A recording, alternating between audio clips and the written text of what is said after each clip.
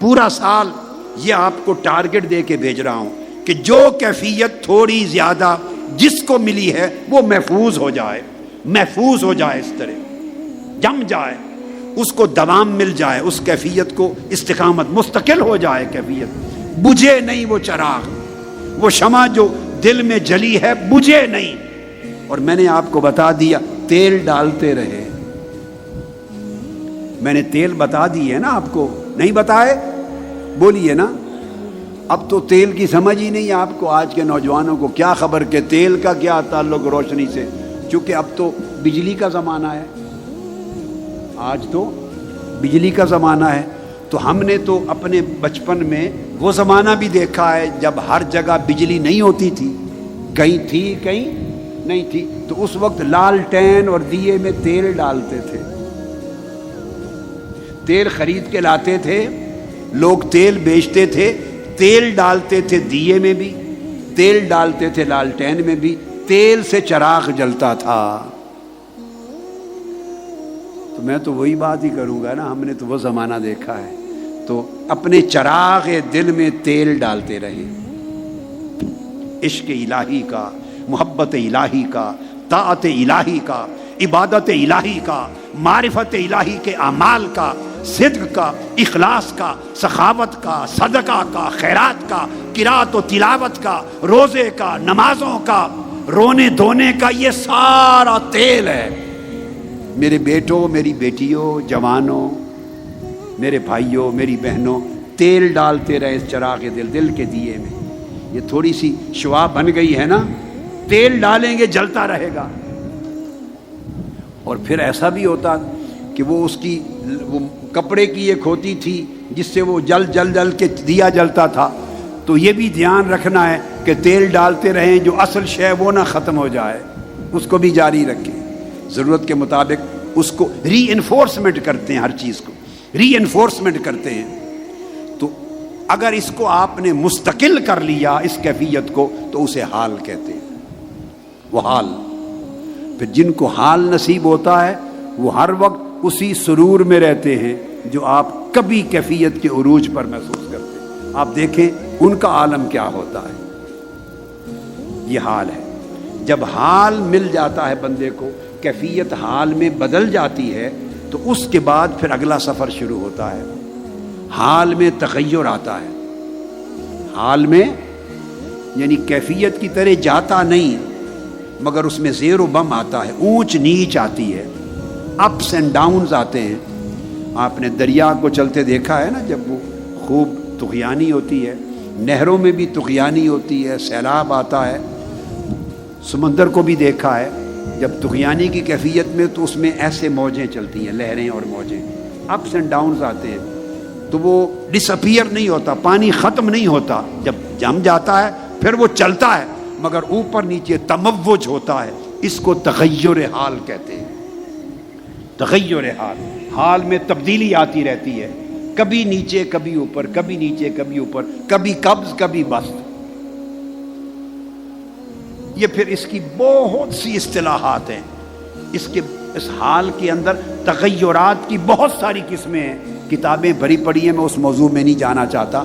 تو اس کے اندر تغیرات آتے ہیں، حال میں تغیر آتا رہتا ہے، اور اس کو اگر آپ حال کو مضبوط تر کرتے رہیں، حال کو پختہ تر کرتے رہیں، اور حال کو مستحکم کرنے کے لیے پھر کاوشیں صدق اور اخلاص کے ساتھ بڑھاتے رہیں تو حال مضبوط ہوتا رہتا ہے۔ کرتے کرتے پھر ایک وقت اس سالک، اس مسافر کی زندگی میں، اس سالک حق کی زندگی میں ایسا آتا ہے کہ جب اس حال کو تغیر سے نکال دیتا ہے اللہ پاک اور اس کو استقامت میں بدل دیتا ہے، پھر اوپر جاتا ہے، نیچے نہیں آتا۔ کیا؟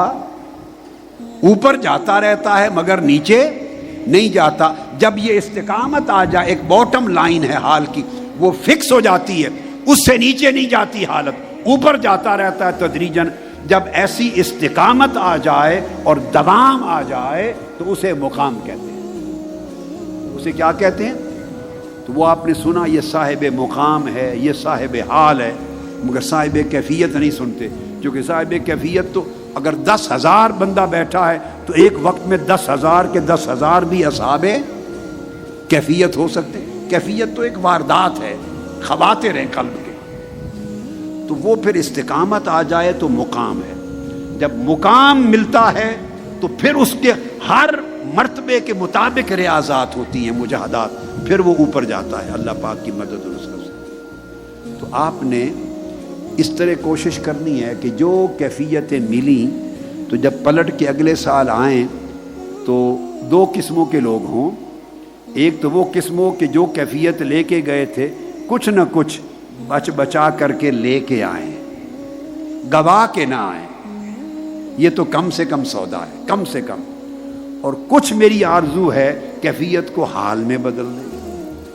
کتنی خوش نصیبی ہوگی کہ کچھ لوگ کیفیت سے اٹھ کر حال تک چلے جائیں، بڑی بات ہوگی.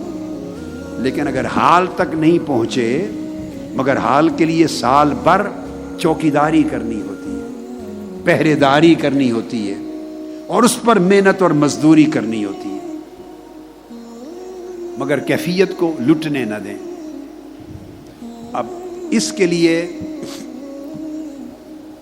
یہ جو بیسک نقطہ سمجھا دیا، اس حوالے سے ایک چیز جو مدد دے گی، اس کیفیت کو حال میں بدلنے میں مدد دے گی، اللہ کی نصرت آئے گی. وہ بہت سے نسخہ جات میں سے اور بہت سی ادویات میں سے، بہت سی جو اسپریچول میڈیسنز ہیں ان میں سے ایک میڈیسن ہے ادب، جس کا ذکر کل رات گفتگو کے آخری حصے میں کوئی 10-15 منٹ میں نے لگا دیے تھے مثنوی مولانا روم کے حوالے سے. تو کچھ تھوڑا وقت اور لگا کے اس سبجیکٹ کو کر لیں مکمل. ادب مدد دے گا. اب ادب ہے کیا؟ پہلے اس کی اہمیت سمجھا دوں. اس کی اہمیت کیا ہے، پھر اس کا معنی سمجھا دوں گا، مفہوم کہ ہے کیا. امام ابن سیرین یہ جلیل القدر تابعین میں سے، تابعین بھی ہیں، محدثین میں سے بھی ہیں اور عارفین میں سے بھی ہیں. امام ابن سیرین بیان کرتے ہیں، وہ کہتے ہیں کہ ان السلف الصالحین کانوا یتعلمون الہدی ای الادب کما یتعلمون العلم. یہ تابعی ہیں امام ابن سیرین. وہ فرماتے ہیں کہ سلف صالحین یعنی وہ کہتے ہیں ہم سے اگلے لوگ، پہلے لوگ. اب آپ بتائیے، ایک تابعی جب کہتا ہے ہم سے پہلے لوگ تو وہ کن کی بات کر رہا ہے؟ وہ اگر تابعی صغار تابعین میں سے ہے تو وہ کبار تابعین کی بات کر رہا ہے، بڑے تابعین کی اور صحابہ کی. تیسری نسل تو اور ہے کوئی نہیں. ایک نسل تو وہ خود ہے تابعین. تو اگر عمر میں چھوٹا ہے تو اپنے سے بڑے تابعین کی بات کرتا ہے جو خلفائے راشدین کے زمانے میں پیدا ہو گئے تھے، یا وہ بات کرتا ہے صحابہ کرام کی. وہ کہتے ہیں کہ وہ جو ہم سے پہلے سلف صالحین تھے وہ جتنی محنت علم کو سیکھنے پر کرتے، اور یہ بھی ذہن میں رکھ لیں العلم، جب تابعین اور سلف صالحین جب لفظ بولتے تھے العلم تو اس سے مراد السنہ والحدیث، حدیث اور سنت، آقا علیہ السلام کی حدیث مراد ہوتی تھی. چونکہ سارا علم حدیث کے ذریعے اور حدیث کے ذریعے ملتا تھا، قرآن کا فہم بھی حدیث کے ذریعے آتا. تو العلم کے لفظ کا اطلاق حدیث و سنت پر ہوتا تھا، حدیث پر. تو وہ فرماتے کہ ہم سے پہلے لوگ جتنا سفر کرتے، جتنی محنت کرتے، جتنی مشقتیں اٹھاتے علم سیکھنے پر، یعنی حدیث نبوی سیکھنے پر، وہ فرماتے ہیں اتنی ہی محنت کرتے زندگی میں ادب سیکھنے پر.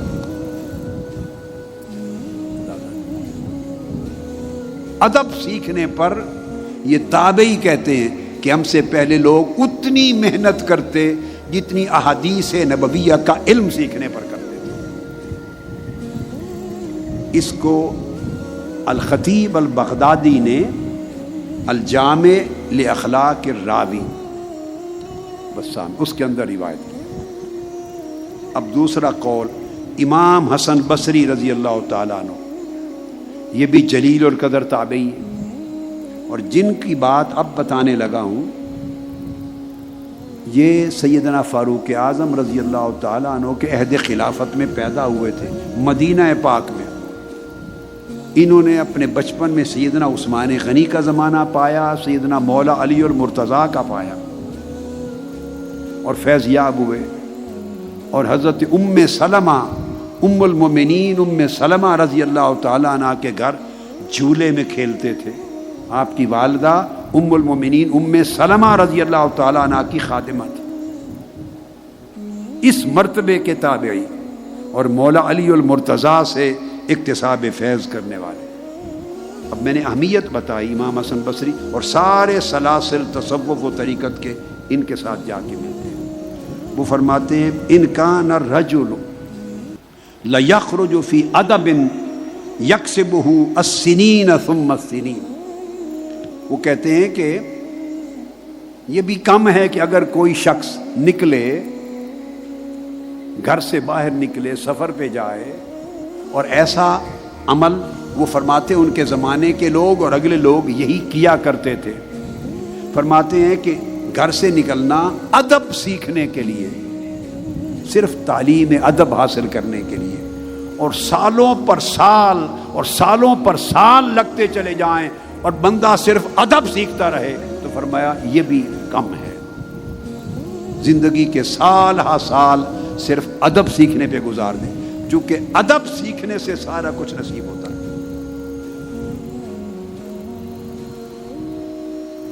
حضرت سفیان بن عیینہ بیان کرتے ہیں، وہ جو ادب ہے، آقا علیہ الصلوۃ والسلام کا سارا خلق یعنی اخلاق، آقا علیہ السلام کا سارا اسوہ اور سیرت، اور آقا علیہ السلام کا شیوہ زندگی، طور طریقے، شیوہ اور حدی، اسوہ زندگی، ملنا کس طرح ہے کسی سے، کسی کو بٹھانا کس کو شفقت کتنی دینی، معاملہ کیسے کرنا، اپنے سے پرائے سے چہرہ کیسے کھلتا رکھنا، یہ سارا جو معاملات کا حسن ہے آقا علیہ السلام کی سیرت طیبہ کا، فرماتے ہیں اگر اس کے مطابق طبیعت موافق ہو جائے، یہ حق ہے، یہی سب سے بڑا ترازو ہے، اور اسی کو ادب کہتے ہیں۔ بندے کو حسن ادب نصیب ہو جاتا ہے۔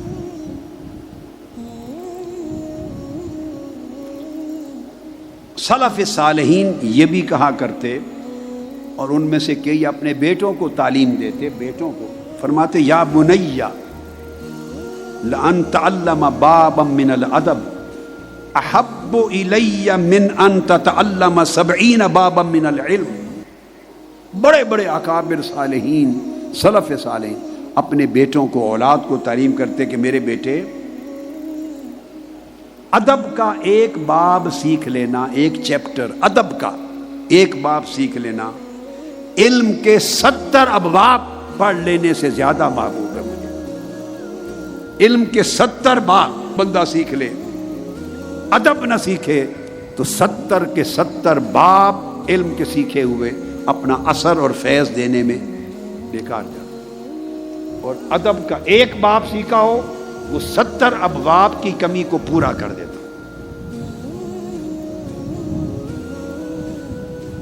پھر امام مخلد بن الحسین، یہ سلف صالحین کی باتیں بتا رہا ہوں، وہ پہلی جو قرون مبارکہ، فرماتے ہیں انہوں نے حضرت عبداللہ بن مبارک سے کہا، حضرت عبداللہ بن مبارک سے فرمایا نحن الی کثیر من الادب احوج منا الی کثیر من الحدیث۔ وہ کہتے کہ ہم جتنا محتاج ہیں نا حدیث سیکھنے کے، حدیث نبوی اور آقا علیہ السلام کی سنت اور حدیث کا علم سیکھنے کے جتنا محتاج ہیں، اس سے بہت زیادہ محتاج ہیں ادب سیکھنے کا۔ اس کو سیکھ کر علم ملتا ہے، ادب کو سیکھ کر پورے دین کا خلاصہ آ جاتا ہے زندگی میں۔ امام شافعی سے کسی نے پوچھا، سیدنا امام شافعی رضی اللہ تعالیٰ، فرمایا کیف شہوتک للادب۔ امام شافعی سے پوچھا آپ کی طلب اور خواہش اور تڑپ ادب کے لیے کیسی ہے؟ آپ ادب کو حاصل کرنے میں کتنی طلب اور تڑپ رکھتے ہیں اور خواہش رکھتے ہیں؟ آپ نے فرمایا میں اتنی طلب اور تڑپ رکھتا ہوں ادب سیکھنے کی کہ میں اگر ایک حرف مجھے کوئی ادب سکھا دے، تعلیم کرے، نصیحت کرے، اور ایک حرف بھی نصیحت کا ادب سکھانے کا ہو، تو میری آرزو ہے سر سے پاؤں تک میرا ایک ایک انگ اور ایک ایک عضو کان بن جائے، میں ہر عضو سے وہ حرف ادب سیکھوں، جسم کا ہر انگ کان بن جائے اور ہر انگ کے ذریعے میں ادب کو سنوں اور سیکھوں۔ کہتے ہیں اتنی لذت، اتنا شوق، اتنی طلب اور اتنی تڑپ ہے میرے اندر ادب کو سیکھنے پڑھنے کی۔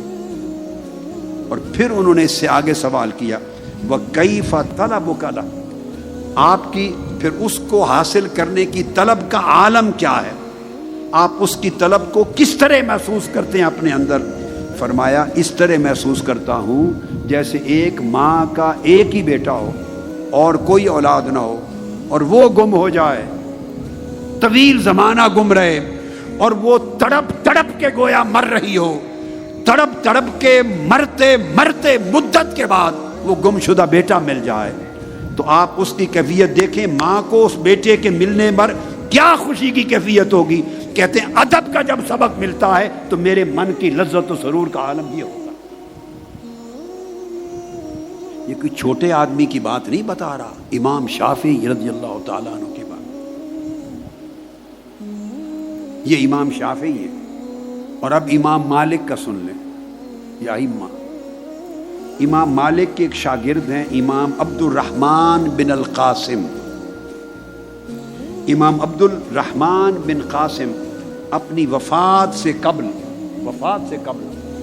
فرمانے لگے صحبت الامام مالکا 20 سنہ، میں امام مالک رضی اللہ تعالیٰ عنہ کی صحبت میں 20 سال تک رہا، 20 سال ان کی صحبت میں طالب علم بن کے رہا،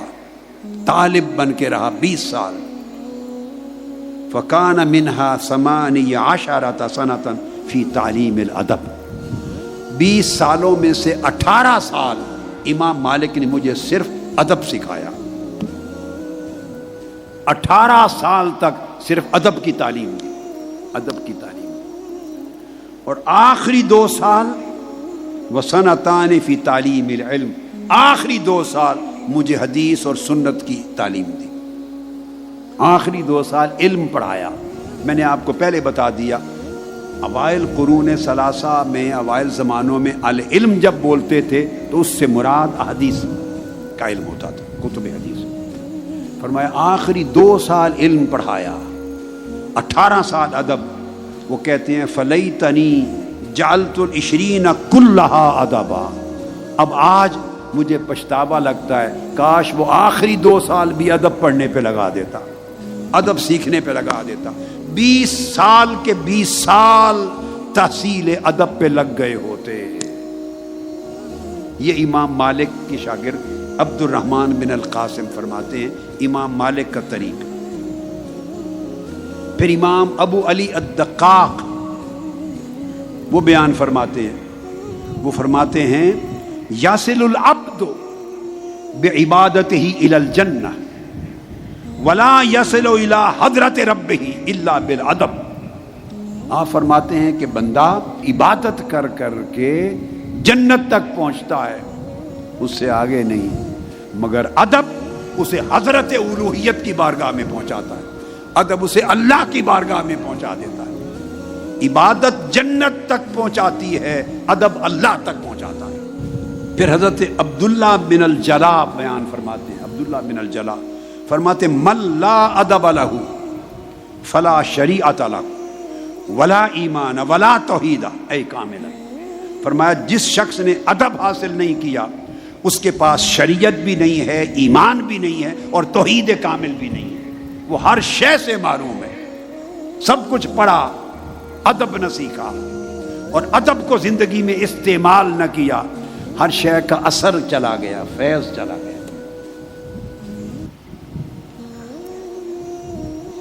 امام شافعی فرماتے ہیں کہ مجھے ایک روز امام مالک رضی اللہ تعالیٰ عنہ نے یہ نصیحت فرمائی. امام مالک نے مجھے فرمایا اے محمد یا محمد، قال علی الامام مالک یا محمد اجعل علمک ملحن و ادبک دقیقا، علم اور ادب کو اس طرح جوڑو کہ ادب آٹے کی طرح ہو اور علم اس میں نمک جتنا ہو،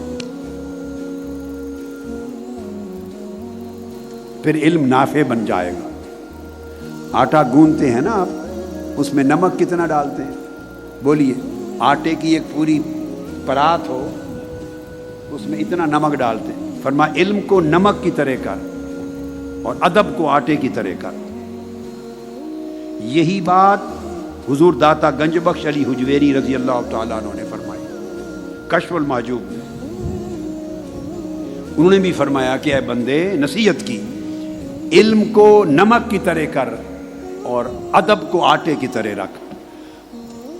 ادب آٹے کی طرح ایک پرات کے برابر ادب ہو تو اس میں ایک نمک جتنا علم ہوگا تو تب علم نافع بن جائے گا، اور ادب کم ہوگا، علم جتنا زیادہ ہو وہ نافع نہیں بنتا، وہ معلومات کی بھرمار ہے، معلومات کا بوجھ ہے.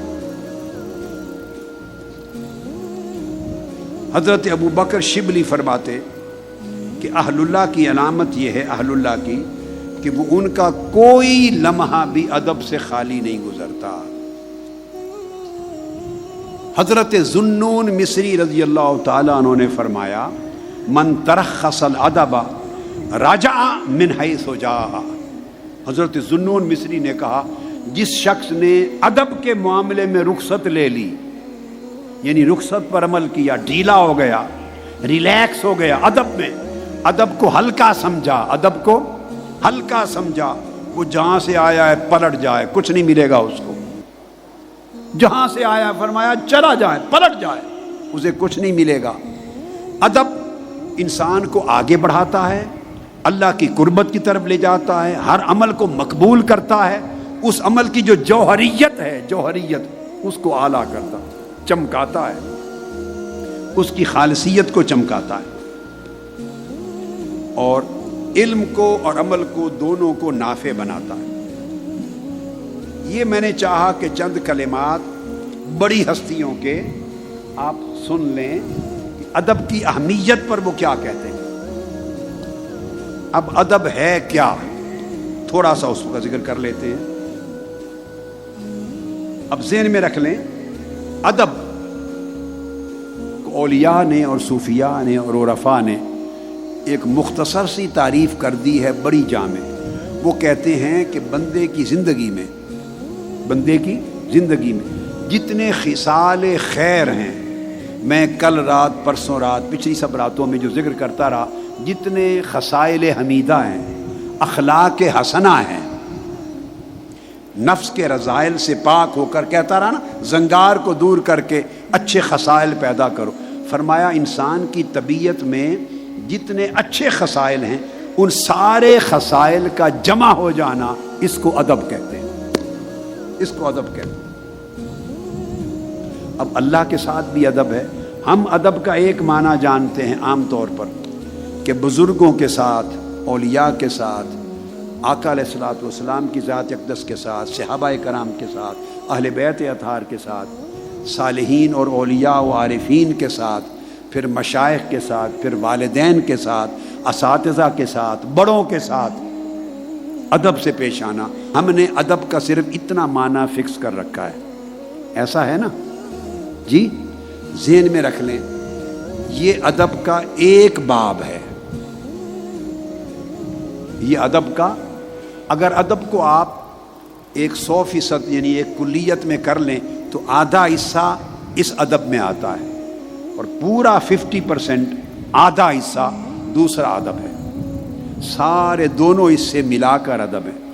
یہ آپ میرے پچھلے سال کے خطابات سنیں جو اعتکاف میں دیے تھے، پچھلے 10 راتوں کے اور اس سے پچھلے سال کے، تو میرا خیال ہے حسن ادب پر دیے ہیں پورے 10 راتیں. ہوا ہے کہ نہیں خطاب ہیں؟ حسن ادب پر ہوا ہے اور حسن خلق پر بھی ہوا ہے. 10 راتیں میں نے اس پر خطاب کیا پورا. ہاں اب مجھے یاد آ گیا، آپ وہ کیسٹ سن لیں. اب میرے بیٹے بیٹیاں جو پہلی بار آئے ہیں اور جن کے معمول میں نہیں ہے ان خطابات کو ریگولرلی سننا، وہ پچھلے 2 سالوں کے 3 سالوں کے خطابات آن لائن مل جاتے ہیں پڑھے ہوئے، وہ سارے ترتیب سے سنیں، ایسے جیسے 10 راتیں آپ بھلے 1 مہینے میں ایک سیریز ختم کر لیں، 10 راتوں کی سیریز کو 1 مہینے میں ختم کر لیں، پھر اس کے بعد اگلے مہینے میں دوسرے سال کے ختم کر لیں، تیسرے مہینے میں اس سے پیچھے چلے جائیں تیسرے سال کے.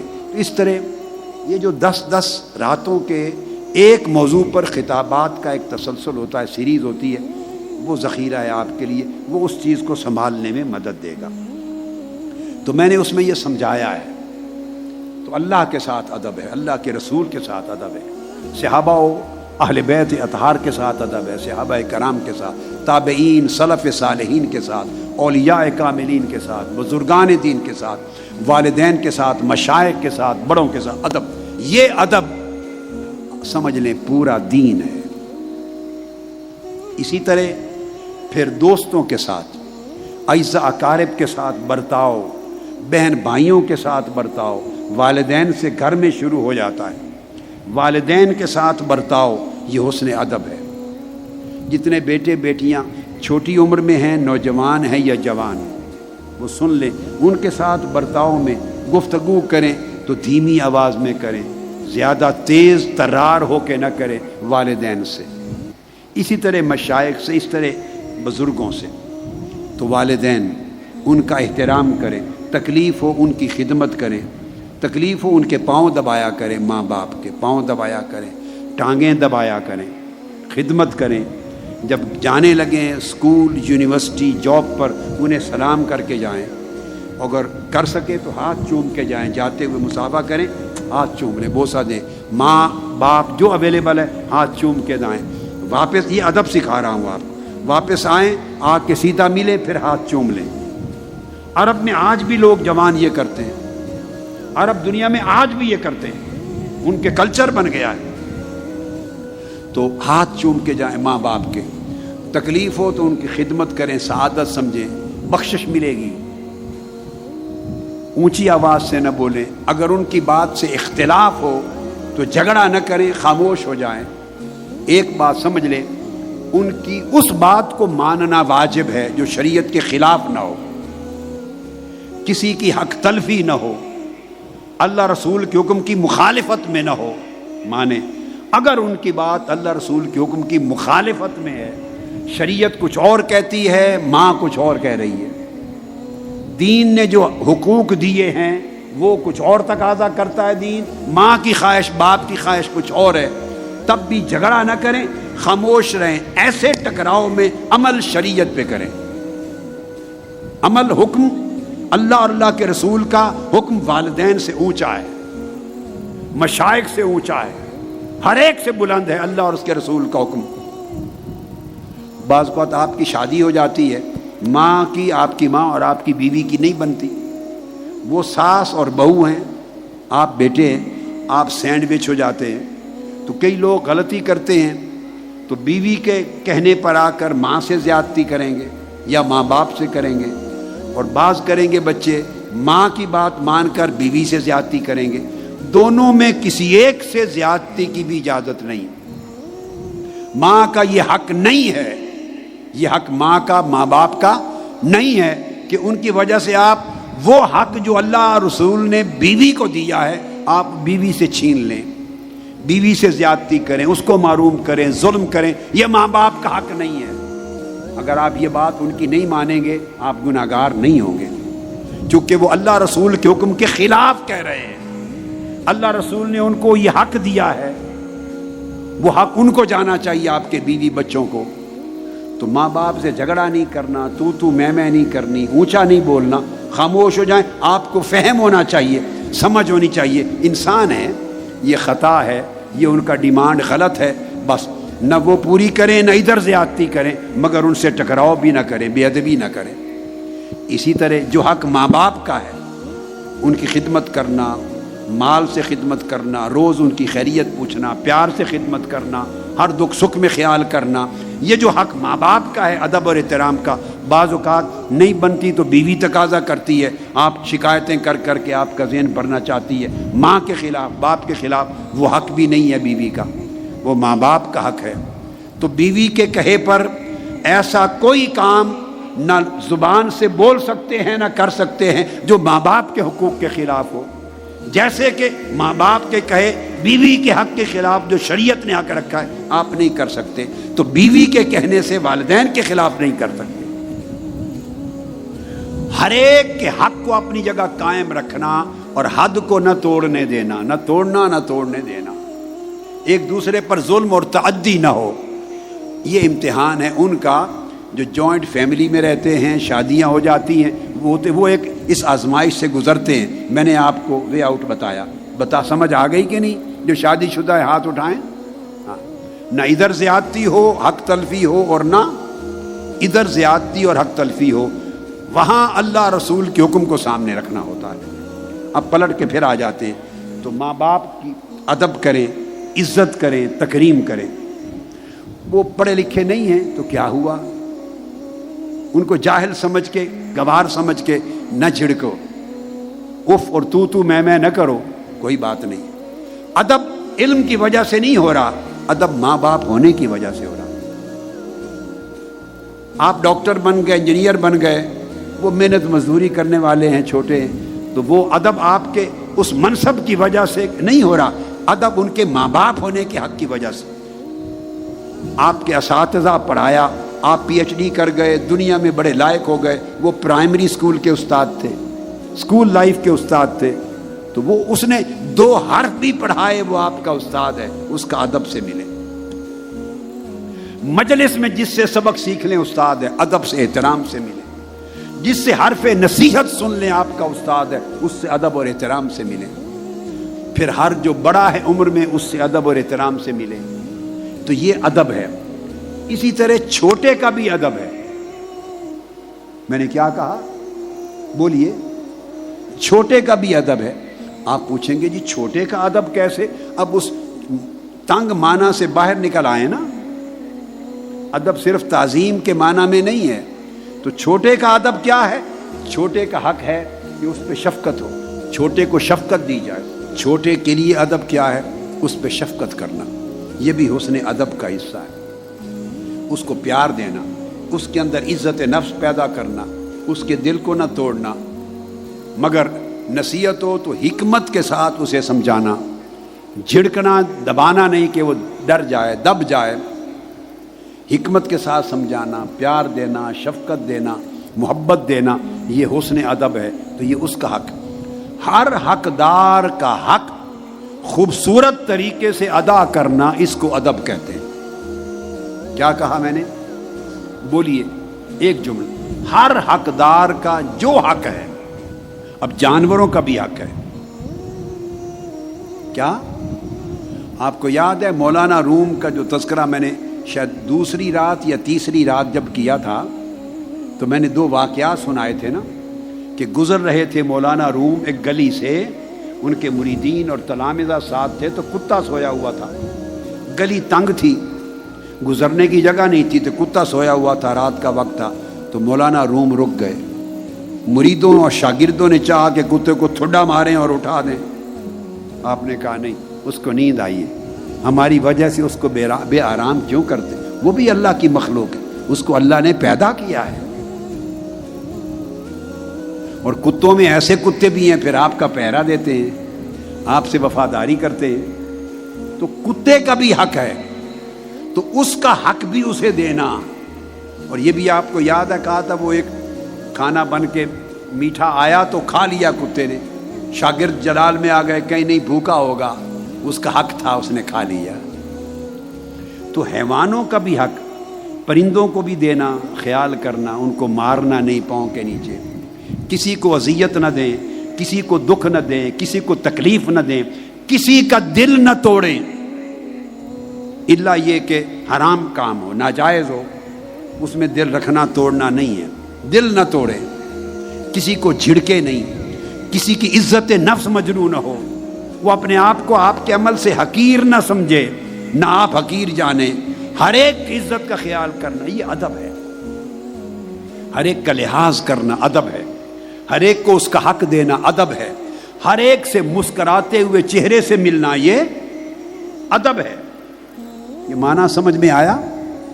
تو یہ سارے جو خصائل ہیں، خوبصورت خصلتیں جن کے ساتھ بندہ اللہ کے ساتھ اپنی بندگی کا تعلق نبھاتا ہے، رسول پاک صلی اللہ علیہ وسلم کے ساتھ اپنی غلامی اور امتی ہونے کا تعلق نبھاتا ہے، اکابر کے ساتھ چھوٹا ہونے کا تعلق نبھاتا ہے، بڑوں کے ساتھ چھوٹا ہونے کا تعلق نبھاتا ہے، اللہ کی ہر مخلوق کے ساتھ ایک مخلوق ہونے کے ناطے تعلق نبھاتا اور ان کا حق ادا کرتا ہے، ہر شخص کے ساتھ اور ہر فرد کے ساتھ اور ہر مخلوق کے ساتھ اس کا حق ادا کرنا اور اس کے ساتھ معاملہ خوبصورت طریقے سے کرنا، خوبصورت طریقے سے معاملہ کرنا، اس کو ادب کہتے ہیں۔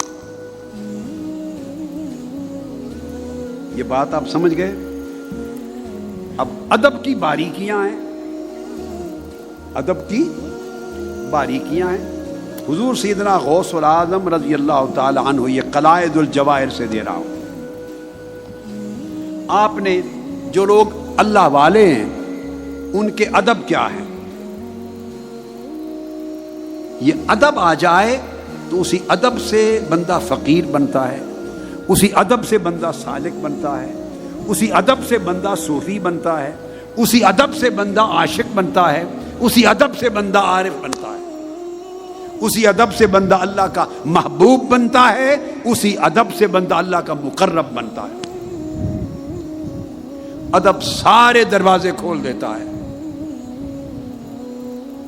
آپ نے فرمایا کہ اللہ والے کے ادب میں سے فقیر اور سالک، جو اللہ کا فقیر، اللہ کا بندہ، اللہ کا سالک، راہ حق کا جو طالب ہے، طالب، اس کا ادب یہ ہے کہ ہمیشہ حق کا طالب رہے۔ اب یہ ادب سکھا رہا ہوں، ہمیشہ بندہ حق کا طلبگار رہے اور سچ بولنا اور سچائی پر عمل کرنا یہ اس کی زندگی کا شیوا رہے، یہ اس کا حسن ادب ہے۔ سچ بولنا اور سچائی پہ عمل کرنا، سچائی کو اپنی زندگی کا اوڑھنا بچھونا بنانا، یہ ہے۔ اور پھر فرمایا کہ بندہ اپنا سینہ کھلا رکھے، یہ فقیر اور اللہ والے کا ادب ہے۔ سینے میں تنگی نہ آنے دے، کیا؟ سینے میں تنگی نہ آنے دے، سینہ وسیع رکھے، اپنے نفس کو سب سے ذلیل اور کمتر جانے، خود بخود ادب آئے گا۔ نفس کو ہر ایک سے کمتر ذلیل جانے، دوسرے کو اپنے سے بہتر جانے، ادب کبھی نہیں جائے گا چھوڑ کر آپ کو۔ ایک ہی گر پکڑ لیں، ہر دوسرے شخص کو خود سے بہتر سمجھیں، خود کو اس سے کمتر سمجھیں، ادب آپ کا ساتھ نہیں چھوڑے گا۔ اگر معلوم نہ ہو تو دوسرے سے علم طلب کریں، حاصل کریں، دھیان سے سنیں، یہ نہ سوچیں کہ مجھے تو آتا ہے۔ جو سوچتا ہے کہ مجھے تو آتا ہے اس کے پاس ادب کبھی نہیں آتا۔ سوچیں، سنیں، اور اگر کوئی غافل ہے یا نہیں جانتا تو اس کو بڑی حکمت اور تہذیب کے ساتھ نصیحت کرے، اس کو علم دکھا دے۔ کوئی آپ کو تکلیف اور اذیت پہنچائے تو جواباً اس کو اذیت نہ پہنچائیں، یہ ذاتی اذیت کی بات ہے، ذاتی۔ اگر کوئی دین پر حملہ کرے، انسانیت پر حملہ کرے، ظلم کرے تو ظالم کے ہاتھ پکڑنا، ٹکرانا، یہ غیرت انبیاء ہے، یہ ایمان ہے۔ وہ موضوع الگ ہے، وہ موضوع وہ ایک الگ ہے۔ یہ ذاتی سطح پہ کوئی آپ سے زیادتی کر دے، جھڑکے، برے آداب کے ساتھ آپ کو بلا لے، آپ کی حق تلفی کر لے، ذاتی طور پہ آپ کا لحاظ نہ کرے، آپ کی بے عزتی ہو جائے تو اس کو اذیت جواب میں نہ دے۔ پھر فرمایا کہ جو اللہ کی راہ پہ چلنے والا، اس کا ادب یہ ہے کہ کثرت سے دیتا ہے اور لیتا نہیں ہے، کثرت سے دینے والا بنے، لینے والا نہ بنے، محرمات سے بچے اور شبہات مشتبہات سے کنارہ کش رہے، غریب کا مددگار رہے، یتیم کا معاون اور سہارا رہے. اور فرمایا اللہ والے کا ادب زندگی یہ ہے کہ اس کا چہرہ ہر وقت مسکراتا رہے، اس کے چہرے پہ تبسم رہے، چہرے سے خوشی ظاہر کرے، اور دل اللہ کے عشق اور محبت اور ہجر اور فراق کے غم میں غمگین رہے. اگر فقر کی حالت میں بھی اللہ نے رکھا ہے تو راضی رہے. کوئی راز کسی کا اس بندے کے پاس ہو تو کسی کا راز پوری عمر افشا نہ کرے، راز افشا نہ کرے. پردہ پوش بن کے رہنا یہ ادب ہے. ہر ایک کے عیب پر پردہ ڈالنا، ہر ایک کے نقص پر پردہ ڈالنا، لوگوں کے راز پہ پردہ ڈالنا، یہ ادب ہے زندگی کا. اور پھر کسی کی ہتک نہ کرنا، کسی کی عزت کم نہ کرنا، اور کسی کی عزت کا پردہ بنا ہوا ہے جھوٹا ہی وہ بھی نہ اتارنا. جیسا بھرم ہے اس کے بھرم کو قائم رکھنے پہ خوش ہونا، یہ ادب ہے. ہر وقت اچھے اخلاق کے ساتھ رہے، صبر اور شکر کے ساتھ رہے. کوئی آپ کے ساتھ جہالت سے، اکھڑ پن سے پیش آئے تو آپ اس کے ساتھ حلم اور بردباری سے، نرمی سے پیش آئیں، یہ ادب ہے. کوئی اذیت دے صبر کریں، یہ ادب ہے. فرمایا اسی طرح کسی سے بغض نہ رکھے، یہ دل کا ادب ہے.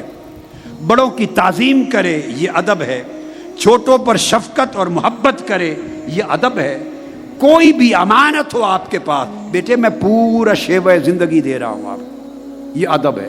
یہ پوری زندگی کا ایک سبق ہے. حضور سیدنا غوث الاعظم رضی اللہ تعالیٰ عنہ نے ایک مجلس میں پڑھایا، قلائد الجواہر سے وہ سنا رہا ہوں آپ کو. تو اولیاء صوفیاء تو ایسی تعلیم دیتے تھے. چھو منتر یہ ان کا تصوف نہیں تھا. چھو منتر تصوف، چھو منتری تصوف نہیں تھا، یہ ہندوؤں سے آیا ہے. یہ چھو منتری تصوف، آپ چھو منتری میں سمجھ گئے نا، جو لوگ بڑے کرتب دکھا اور جلال دکھا اور ایسے لوگوں کے اوپر بڑا کچھ روب دبدبا بنا اور ظاہرداری دکھا، یہ سارا چھو منتری ہندوؤں کا سارا تصور ہے جو انڈیا میں جنم لیا ہے. جس نے یہ مدینہ سے نہیں آیا، نہ یہ بغداد سے آیا. آپ میری بات کو سمجھ گئے؟ یہ تعلیم ہے تصوف، یہ ادب ہے. فرمایا آپ کو کوئی امانت ملے کبھی خیانت نہ کریں، یہ آپ کا ادب ہے ایمان کا. کسی کو برا نہ کہیں، یہ ادب ہے. کسی کی چغلی اور غیبت نہ کریں، وہ ہوتا ہے پشت پیچھے کسی کی برائی کرنا، بھلے وہ برا ہی ہو مگر اس کی برائی نہ کریں. اس کا برا ہونا اور بات ہے، آپ کا اس کی برائی کرنا اور بات ہے، یہ نہ کریں. فرمایا یہ اللہ والے کا ادب ہے، سالک اور فقیر کا ادب ہے. فرمایا اس طرح اللہ کی عبادت کی رغبت رکھے، نماز روزہ اور عبادات اور طاعات میں. غریبوں کو، کمزوروں کو، مسکینوں کو اپنی مجلس میں زیادہ جگہ دے، یہ ادب ہے. یہ غریبوں کا حق ہے، یہ ادب ہے. زیادہ جگہ دے، مسکینوں کو کھانا کھلائے، یہ حسن ادب ہے. ہمسایوں کو راحت پہنچائے، اللہ کا بندہ، یہ ادب ہے. اپنی جانب سے کوئی تکلیف نہ دے، کسی کو گالی نہ دے، کسی کی غیبت نہ کرے، کسی پر عیب اور تہمت نہ لگائے، کسی کی مذمت نہ کرے، کسی کی چغلی نہ کرے، اور ایسی حرکات و سکنات نہ کریں جس سے دوسروں کی ہتک اور عزت کی میں کمی آئے. آپ نے فرمایا اللہ والے کا یہ ادب ہوتا ہے، یہ اس کا شیوہ زندگی ہوتا ہے. پھر جس کو یہ ادب نصیب ہو جائے، اللہ پاک اس کے دل کے اندر حکمت اور معرفت کا چشمہ کھول دیتا. پھر اس کا کلام عجیب ہوتا ہے، اس کی زبان اللہ کے رازوں کا خزانہ ہوتی ہے. اس کا قول، اس میں وزن، توازن، اعتدال، تاثیر ہوتی ہے. اور اس کا فکر ما کانا و ما یکون کی حدوں میں ہر طرف، زمین سے لے کے آسمان اور عرش تک اس کا فکر کام کرتا ہے. یعنی یہ وہ ادب ہے جو صوفیاء اور اولیاء ہمیشہ سکھاتے تھے. ادب کے درجات ہیں. اس ادب میں یہ بھی اولیاء کرام نے کہا.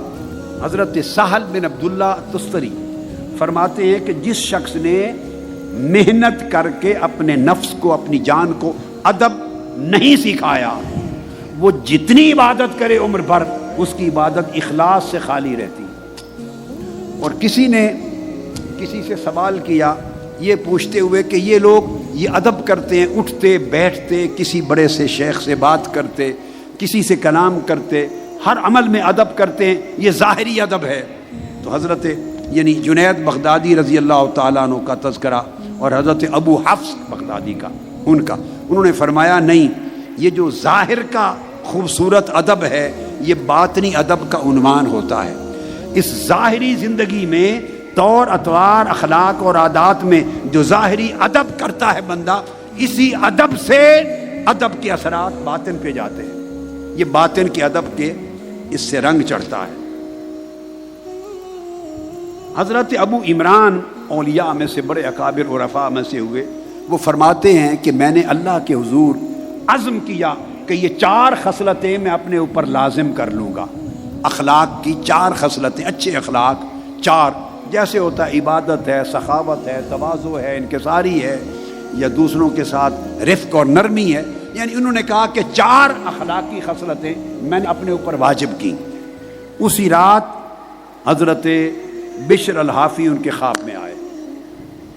حضرت بشر الحافی نے کہا ابو عمران تم نے 4 خصلتوں کو اپنے اوپر لازم کر لیا, میں بتانے آیا ہوں, مگر ان میں تو نے ادب کو شامل نہیں کیا.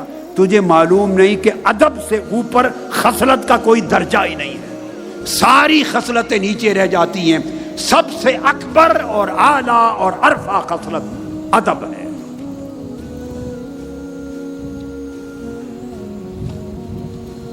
آقا علیہ السلام نے فرمایا, حضرت جابر بن سمرہ رضی اللہ تعالیٰ عنہ روایت کرتے ہیں, آقا علیہ السلام نے فرمایا کہ اگر ایک شخص اپنے بیٹے کو, اولاد کو ادب سکھائے, ہر روز بیٹھ کے تھوڑی دیر اپنی اولاد کو, بیٹے بیٹی کو ادب سکھائے, فرمایا ہر روز اناج میں سے اتنا روزانہ صدقہ کرنے سے زیادہ اجر کا کام یہ ہے روزانہ اولاد کو ادب سکھانا. صدقہ خیرات سے زیادہ نفع دینے والا عمل ہے. اس لیے کہ جس اولاد کو ادب آ جائے گا, یہ بھی ادب میں سے ہے کہ والدین دنیا سے رخصت ہو جائیں تو ان کو نہ بھولے, وہ والدین کو پیچھے ثواب پہنچاتا رہے گا. اور ساتھی کے تعلق کا ہمیشہ خیال رکھنا, یہ بھی اسی حسن سیرت, حسن ادب میں سے ہے. آقا علیہ الصلوۃ والسلام حدیث پاک میں آتا ہے, حضرت عائشہ صدیقہ رضی اللہ تعالیٰ عنہ فرماتی ہیں ایک بوڑھی خاتون آئی آقا علیہ السلام سے ملنے. میں بیٹھی تھی تو آقا علیہ السلام نے اس کو دیکھا تو کہا میرے قریب آ جا. قریب آ کے اس کو بٹھا لیا اور بوڑھیا سے پوچھتے رہے کیا حال ہے. وہ حال بتاتی رہی. اچھا اپنے باقی گھر والوں کا کیا حال, آقا علیہ السلام نے پوچھا. تمہارے رشتہ داروں کا کیا حال ہے, بتایا. گلی کوچے والوں کا کیا حال ہے, تمہارے قبیلے کا کیا حال ہے, فلاں کا حال کیسا, فلاں کا کام کیسا. اس سے اتنی توجہ دے کر پوچھتے رہے. فرماتی ہیں حضرت ام المؤمنین عائشہ صدیقہ رضی اللہ تعالیٰ عنہ, حتیٰ کہ مجھے خیال گزرا جب وہ چلی گئی, میں نے عرض کیا یا رسول اللہ آپ نے سب سے توجہ ہٹا دی اور ساری توجہ شفقت اس ایک بڑھیا کی طرف کر دی. اتنی شفقت اور توجہ, اس کی وجہ کیا ہے؟ آپ نے فرمایا یہ خدیجہ کی سہیلی تھی. ہائے ہائے ہائے, یہ خدیجہ کی سہیلی تھی اور اس کے زمانے اس سے ملنے ہمارے گھر آیا کرتی تھی. تو فرمایا کہ اپنی پرانی سنگتوں کے حیا کو قائم رکھنا یہ بھی حسن ایمان ہے, یہ ادب ہے زندگی کا. پھر حدیث پاک میں آتا ہے جب کبھی بکرا ذبح کرتے, صدقہ کرتے, عام خیرات کرتے تو گوشت لے کر آپ خدام کو دیتے اور کہتے فلاں فلاں فلاں خاتون کے گھر جا کے دے آؤ. پرانی عورتوں کے نام بتاتے, فرماتے فلاں فلاں کے گھر جا کے گوشت دے آؤ. میں نے پوچھا یا رسول اللہ آپ اتنا خیال فرماتے اور ان کے گھروں میں گوشت بیچتے ہیں, یہ کون لوگ ہیں؟ فرمایا یہ ساری خدیجہ کی سہیلیاں تھیں. خدیجہ کی سہیلیاں تھیں. تو جب زمانہ گزر جائے تو ایمان اور ادب کے حسن کا تقاضا یہ ہے کہ ان کی پرانی والدین کی پرانی سنگتوں کا بھی خیال کرنا. اولاد کو ادب سکھائیں گے تو ادب آپ کی قبر میں بھی کام آئے گا. اس لیے ارشاد فرماتے ہیں اولیاء کرام کہ جس نے اللہ پاک سے اپنا تعلق ادب پر استوار کر لیا اور پوری زندگی کو حسن ادب کے ساتھ سنوار لیا، فرمایا اللہ پاک اسے مفاتیح الخیر عطا کر دیتا، خیر کی کنجیاں دے دیتا ہے. اس کو اللہ اسے خیر کی کنجیاں عطا کر دیتا ہے. میں نے آپ کو بتایا تھا کہ اللہ پاک اسے اس کے اندر خیر کا چشمہ پیدا کر دیتا ہے، وہ منبع فیض بن جاتا ہے ادب سے. حضرت خضر علیہ السلام ایک اولیاء میں سے کسی ایک کو ملے، حضرت خضر علیہ السلام. انہوں نے کہا کہ مجھے کوئی دعا سکھا دے، کوئی اپنی خاص دعا مجھے سکھا دے. انہوں نے حضرت خضر علیہ السلام نے یہ دعا سکھائی، وقال اللہم الہمنی حسن الادب فی معاملاتک. اے اللہ مجھے حسن ادب سکھا دے وہ سارے معاملات میں جو تیرے ساتھ مجھے پیش آتے. تو خضر علیہ السلام نے کہا کہ دعا میں بھی اللہ سے حسن ادب کہ اللہ تمہیں سکھا دے، اس کی دعا مانگو. اب حسن ادب کی ایک لطیف مثال دیتا ہوں آپ کو قرآن مجید سے. کتنا فرق ہے جس نے ادب سیکھ لیا ہو اس کی زبان میں، اور جس نے ادب نہ سیکھا ہو، سارا علم ہو اس کے پاس، اس زبان میں. دو زبانوں میں کتنا فرق آ جاتا ہے. حضرت ابو علی الدقاق رضی اللہ تعالیٰ عنہ اس بات کو بیان فرماتے ہیں کہ سیدنا ایوب علیہ السلام کو جب بہت تکلیف آئی اور اتنی شدت کی تکلیف آئی کہ درد کی وجہ سے جسم کے انگ انگ سے ٹھیسیں اٹھتی تھی، درد کی لہریں اٹھتی تھی اور شدت کی درد ہوتی تھی، اس وقت آپ نے عرض کیا مسنی الضر وانت ارحم الراحمین. باری تعالیٰ مجھے تکلیف نے آ کے چھو لیا ہے اور تو بڑا رحم فرمانے والا ہے. یہ آیت کوٹ کر کے آگے حضرت ابو علی الدقاق فرماتے ہیں، اور حضور داتا گنج بخش علی حجویری بھی انہی کے آگے شاگردوں میں سے شاگرد ہیں، یعنی ان کے شاگردوں کے شاگردوں کے شاگرد ہیں. حضور داتا گنج بخش علی حجویری رضی اللہ تعالیٰ عنہ یہ امام ابو القاسم القشیری کے شیوخ میں سے ہے. وہ فرماتے ہیں کہ جب دیکھیے عرض کیا باری تعالیٰ مجھے تکلیف نے چھو لیا ہے اور تو بڑا رحم فرمانے والا، یہ کہہ کے فرمایا ولم یقل ارحمنی، اور یہ نہیں کہا باری تعالیٰ تو مجھ پہ رحم کر. اس طرح خطاب کر کے اللہ کو عرض نہیں کیا کہ مجھ پہ رحم کر، یہ میری تکلیف دور فرما، میری مرض دور فرما. یہ بھی عرض نہیں کیا تو مجھ پہ رحم کر، ارحمنی نہیں کہا کہ انت ارحم الراحمین، تو بڑا رحم کرنے والا. یعنی وہ فرمایا کہ ادب کی وجہ سے تو مجھ پہ رحم کر، یہ زبان بھی بند کر لی، یہ کلمہ بھی نہیں. یہ کمال ادب ہے کہ بندہ اتنا پیکر ادب بن جاتا ہے کہ کسی کلمہ کی شکل میں مانگتے ہوئے بھی اس کو جھجک آتی. آپ نے سنا تھا نا حضرت ذوالنون مصری کے حوالے سے ایک تذکرہ ایک عارفہ اور عاشقہ کا، کہ جب پوچھا کہ سخاوت کیا ہے تو ان کے جواب میں کہا کہ وہ مقام جہاں تجلی حق وارد ہوتی ہے دل پر اور پھر بندہ اللہ سے مانگتا ہے. میں 20 سال سے اس مقام پر ہوں. جب تجلیات وارد ہوتی ہیں دل ارادہ کرتا ہے کچھ مانگ لوں، مگر ادب کی وجہ سے شرم آتی ہے کہ مولا سے مانگوں، کہیں وہ یہ نہ کہے کہ تو بھی اس مزدور کی طرح ہے جو اجرت مانگتا ہے. اجرت مانگتا بھی کمال ادب کے منافی ہے. اس لیے ایسے اولیاء ہوئے جو صرف اس کو یاد کرتے کچھ مانگنے کی بجائے. سیدنا عیسیٰ علیہ السلام کا ادب بھی بیان کیا عرفاء نے. جب قرآن مجید میں ذکر آیا ہے کہ عیسیٰ علیہ السلام نے اپنی قوم کے حوالے سے کہا اللہ کے حضور بڑی توجہ سے الفاظ پر غور کریں. عرض کیا ان تعذبہم فإنہم عبادک. یہ جو میری قوم ہے جنہوں نے شرک کیا، ظلم کیا، بنی اسرائیل تھے، آپ کے ساتھ زیادتی کی. عرض کیا باری تعالیٰ اگر تو انہیں عذاب دینا چاہے تو تیرے بندے ہیں، تو مالک ہے، تیرے بندے ہیں. وَإِن تَغْفِرْ لَهُمْ، اور پھر بھی ان کا سارا کچھ کیا کرتا دیکھ کر تو نے معاف کرنا چاہے، فَإِنَّكَ أَنْتَ الْعَزِيزُ الْحَكِيمُ، تو مالک ہے. بس آگے عرض کچھ نہیں کیا کہ یہ کر، معاف کر دے یا عذاب دے دے، دونوں میں سے کوئی بات کہی نہیں. اس کو اس ادب کے کمال کے مرتبے پر منافی سمجھا. کہا مولا عذاب دے تب بھی تیرے بندے ہیں، عذاب کی بات کی تو ان کا بندہ ہونا بیان کر دیا، تیرے بندے ہیں. مالک کو بندے پر رحم ہوتا ہے نا، تو اگر تو عذاب دینا چاہے تو تیرے بندے ہیں، بندوں کی بات کر دی. اور اگر تو انہیں معاف کرنا چاہے تو تو بڑا مالک قدرت والا ہے. جب معافی کی بات آئی تو اس کی عظمت کی بات کر دی. تجھے کون پوچھ سکتا ہے؟ واہ واہ واہ.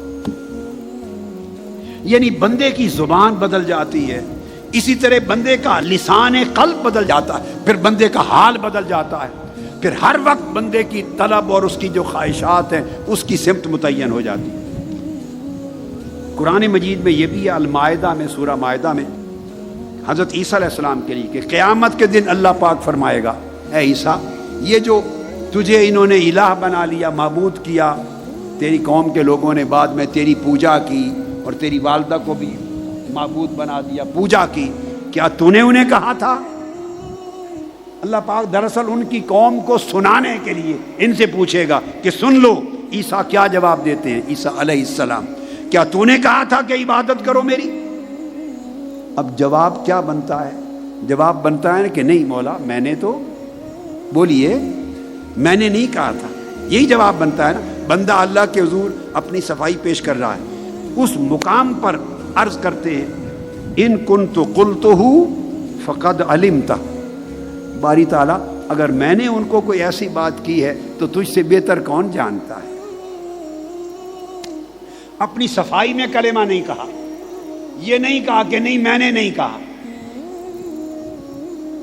یہ نہیں کہا کہ میں نے نہیں کہا، اپنی صفائی میں جملہ نہیں بولا. معلوم نہیں تو شاک دیکھتے ہیں کہ معلوم نہیں یار کا منشا کیا ہے.